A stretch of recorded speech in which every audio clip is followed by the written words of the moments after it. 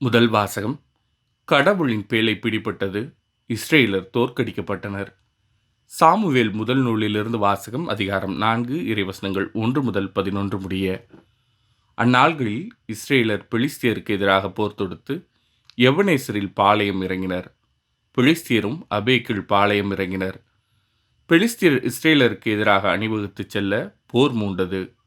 பெலிஸ்தியர் இஸ்ரேலரை முறியடித்து அவர்களுள் 4000 பேரை போர்க்களத்தில் வெட்டி வீழ்த்தினர். வீரர்கள் பாளையத்திற்கு திரும்பிய போது இஸ்ரேலின் பெரியோர் கூறியது, இன்று பெலிஸ்தியரிடம் நம்மை ஆண்டவர் தோல்வியுறச் செய்தது ஏன்?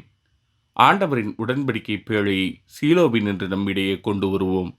அது நம்மிடையே வந்தால் நம் எதிரிகள் கையினின்று நம்மை காக்கும்.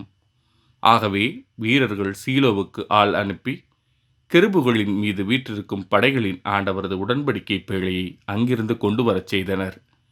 ஏலியின் 2 புதல்வர்களான ஒப்னியும் பினகாசும் கடவுளின் உடன்படிக்கை பேழையோடு இருந்தனர்.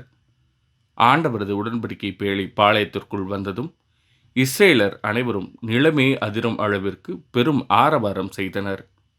இந்த ஆரவாரத்தை கேட்டதும் பெலிஸ்தியர், எபிரேயரின் பாளையத்தில் இப்பெரும் ஆரவாரமும் கூச்சலும் ஏன் என்று வினவினர்.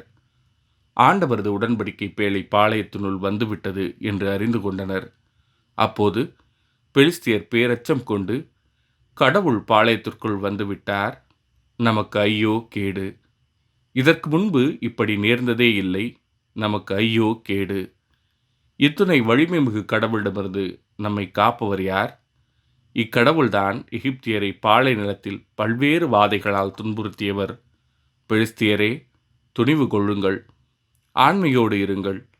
எபிரேயர் உங்களுக்கு அடிமைகளாக இருந்தது போல நீங்களும் எபிரேயருக்கு அடிமைகளாக ஆகாதபடிக்கு ஆண்மையோடு போரிடுங்கள் என்றனர். பெலிஸ்தியர் மீண்டும் போர் தொடுத்தனர். இஸ்ரேலர் தோல்வியுற அவர்கள் ஒவ்வொருவனும் தன் கூடாரத்திற்கு தப்பியோடினான். அன்று மாபெரும் உயிர் சேதம் ஏற்பட்டது.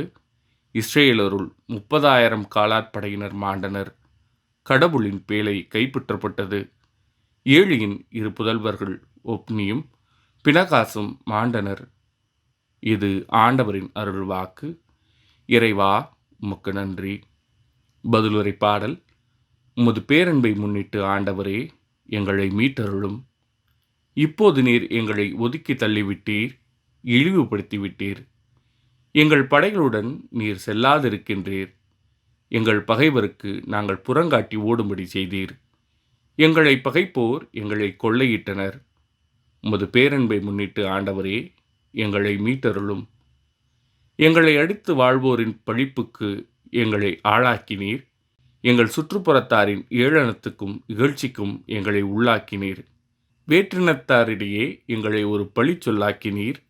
ஏனைய மக்கள் எங்களை பார்த்து தலையசைத்து நகைக்கின்றனர். உமது பேரன்பை முன்னிட்டு ஆண்டவரே, எங்களை மீட்டருளும். என் தலைவா, கிளர்ந்தெழும், ஏன் உறங்குகிறீர்? விழித்தெழும், எங்களை ஒருபோதும் ஒதுக்கி தள்ளிவிடாதேயும். நீர் உமது முகத்தை ஏன் மறைத்துக் கொள்கின்றீர்? எங்கள் சிறுமையையும் துன்பத்தையும் ஏன் மறந்து விடுகின்றீர்?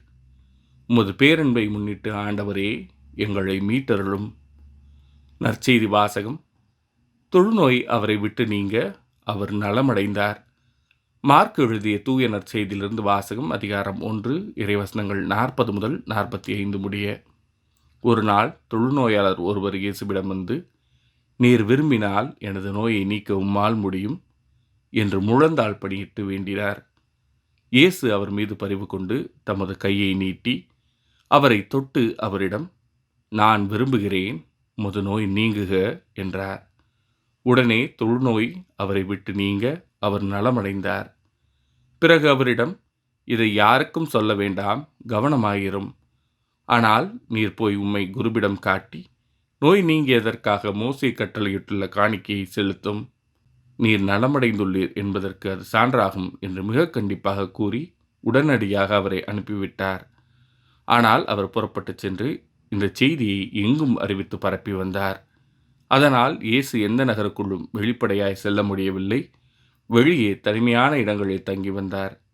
எனினும் மக்கள் எல்லா இடங்களிலிருந்தும் அவரிடம் வந்து கொண்டிருந்தார்கள். இது ஆண்டவரின் அருள்வாக்கு.